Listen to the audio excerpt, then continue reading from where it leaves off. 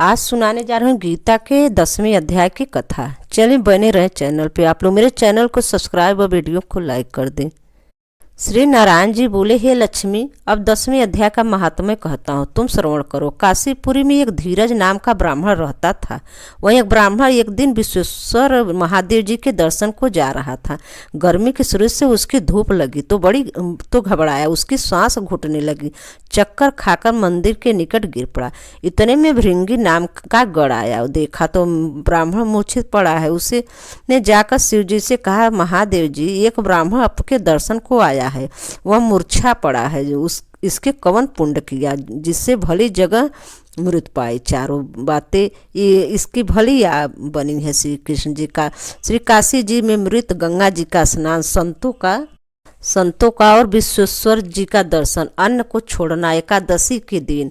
अतः हे प्रभु, यह बताइए इसमें कौन सा पुण्य किया। महादेव जी ने कहा, हे भृंगी, पिछले जन्म की बातें मैं कहता हूँ। एक समय कैलाश पर्वत पर पार्वती और हम बैठे थे। एक हंस ने मेरे दर्शन को आया। वह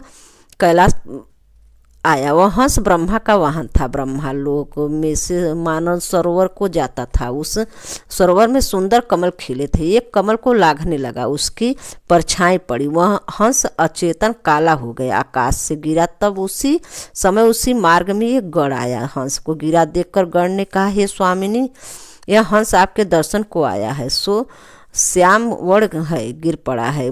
गण मेरी आज्ञा से हंस को ले आए।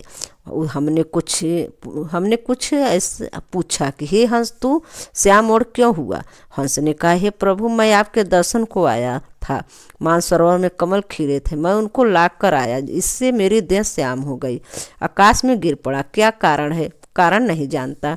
क्या है? यह सुनकर शिव जी हंसे। आकाशवाणी हुई कि हे शंभु, कमलिनी ने पूछा कि हे पूछो। कमलिनी ने पूछा, वो कहेगी। कमलिनी ने कहा, पिछले जन्म में मैं अप्सरा थी, मेरा नाम पद्मावती था।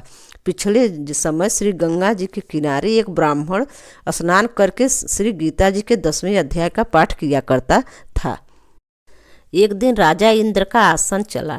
तब इंद्र ने मुझे आज्ञा दी कि तू जाकर उस पंडित की तपस्या भंग कर। आज्ञा पाकर मैं विप्र के पास गई। वह विप्र ने मुझे शाप दिया कि हे पापनी, तू कमलिनी हो जा। उसी समय मैं कमलिनी हुई। अब मैं गीता के 10वें अध्याय का पाठ करती हूँ, उसी से मेरा तेज है। मुझको लाघने वाला काला होकर अचेत हो जाता है। तब वह हंस ने कहा, कैसे मेरा सामवर्ण श्वेत हो और तू इस कमलिनी के देह से छोटे देह पाए। तब कमलिनी ने कहा, कोई गीता के 10वें अध्याय का पाठ सुनाए, तब मेरा उद्धार होगा।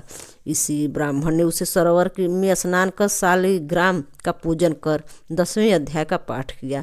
उस हंस और कमलिनी ने सुना, तो उसका उद्धार तत्काल हुआ। हंस श्वेत हुआ और कमलिनी देवकन्या हुई। इसी पुण्य से इसे देह दिव्य प्राप्त हुई। इस प्रकार गीता के 10वें अध्याय का महात्म्य समाप्त। जय श्री कृष्ण। धन्यवाद।